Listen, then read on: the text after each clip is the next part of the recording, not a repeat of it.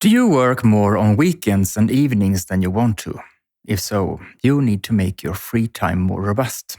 I'm David Stiernholm, and in this episode of Done, I'll share what you can do to improve your balance between work and leisure. But first, there are offices of all sorts, and the question is what kind that makes you most productive.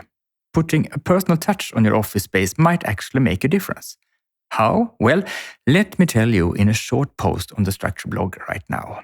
You'll find the link there in the show notes. Do you recognize when work starts to overflow and take up more space than you want? I do. It can be during times when work seems more important than usual.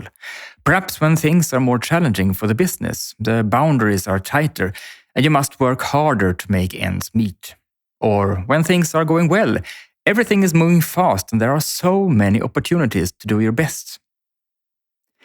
You start coming home later and later, working a bit late in the evenings, taking advantage of getting something done on the weekends when the rest of the family is away.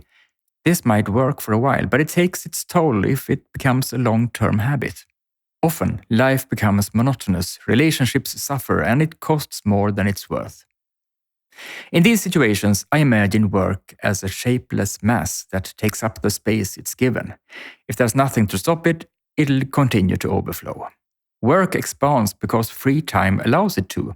If you make your free time less accommodating so that it offers resistance, when work comes pouring in, the balance will improve.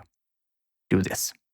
You can make your free time less accommodating by giving it the same clear boundaries as work. For example, decide on a clear cutoff time for when work ends and free time begins. This could mean not working after 5 p.m., for example. Even if you could, and even if no one is asking for you, if you leave that time empty of work, it will be filled with free time.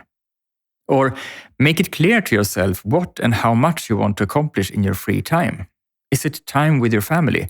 Time to pursue your interests? Blank time that you don't dedicate to anything specific, but want free to do whatever you feel like?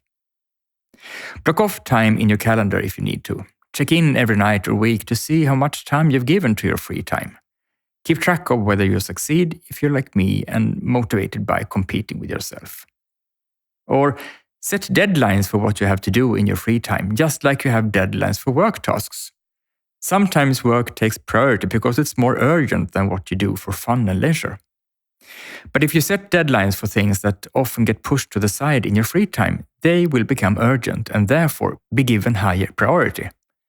Of course, you need to be good at respecting the deadlines you set for yourself, but practice makes perfect.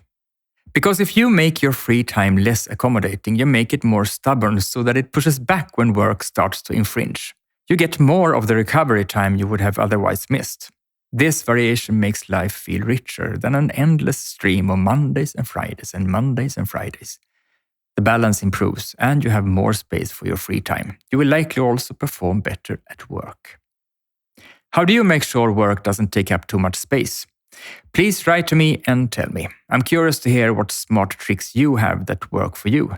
As usual, you can reach me at david@stiernholm.com. Of course, you're also welcome to email me and ask about my tricks for good structure. Today's theme comes from just such an email from a client. Thank you for today and see you again next week.